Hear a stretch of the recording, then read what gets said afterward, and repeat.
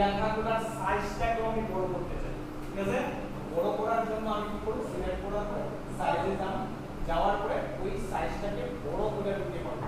ঠিক আছে, বড় করে দেওয়ার জন্য কি করতে হবে, এখানে সিলেক্ট করতে প্রথম, সিলেক্ট করার পরে এখন দেব কোথায়, সাইজে দেব, যাওয়ার পরে সাইজ যেই সাইজটা আমি দেব সেই সাইজটাকে পরিবর্তন করে দেব। বুঝতে পারছেন?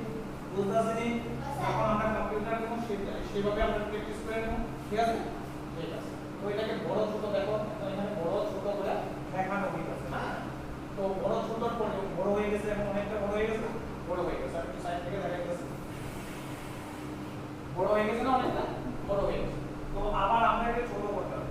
এটাকে একটা নির্দিষ্ট ভাবে বড়, একটা নির্দিষ্টভাবে ছোট করার জন্য আমরা এই এটাতে প্রেস করলে একটু বড় হইতাছে, আর এই এটাতে প্রেস করলে একটু ছোট হইব। মানে কি, আগের কাজ তো আমি আমার প্রয়োজন মতো টেক্সট লিখটা এখান থেকে বড় করতে পারি, আর এখান থেকে হচ্ছে বড় ছোট, এটা হচ্ছে এরকম, আর এটা হচ্ছে এইরকম। বুঝতে পারছেন?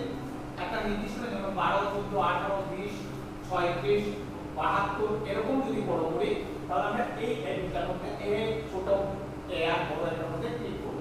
আর যদি আমি আমার প্রয়োজন মতো করি, তাহলে এখান থেকে সাইজটার মধ্যে ক্লিক করে সিলেক্ট করে আমরা বড় ছোট করব। বুঝতে পারছেন?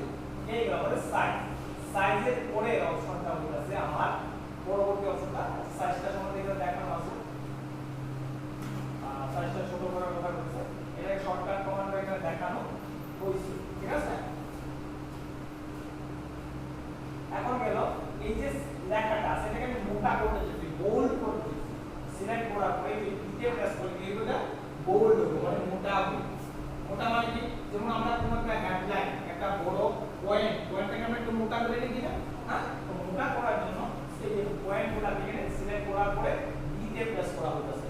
Shortcut command control B, shortcut command কি, কন্ট্রোল বি, বিতে প্রেস করলে এটা মোটা হয়ে যাবে। ঠিক আছে, তো এটাকে যদি আমরা বাঁকা করতে, ধরুন এটা বাঁকা হইছে, বাঁকা করতে কন্ট্রোল আই, এই যে ইটালিক মানে একটু বাঁকা হইব লেখাটা। ঠিক আছে, আর নেক্সট আমি যদি লেখার নিচে একটা আন্ডারলাইন, অনেক সময় পয়েন্টটা কেটে নিচে দাগ দেই না, দাগটাকে বলা হয় আন্ডারলাইন। কি বলা হয়? আন্ডারলাইন। তো এটাকে সিলেক্ট করার পরে ইউ কে প্রেস করে কন্ট্রোল ইউ, শর্টকাট নাম কি, কন্ট্রোল ইউ, এখানে ইউ কে প্রেস করে নিচে দাগ করে তাহলে বোল্ড ইটালিক আন্ডারলাইন। কি করলাম আমরা? Bold italic underline.